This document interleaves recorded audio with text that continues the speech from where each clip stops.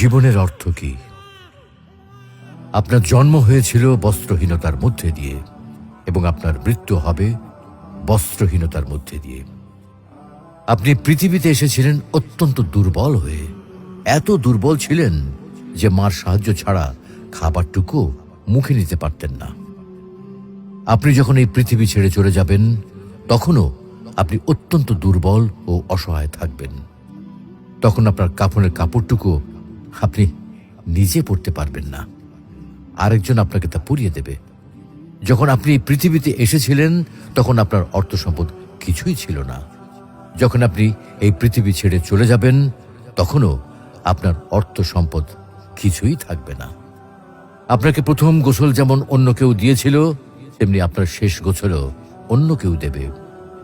আপনি যেমন পৃথিবীতে একা এসেছিলেন, ঠিক তেমনি ভাবে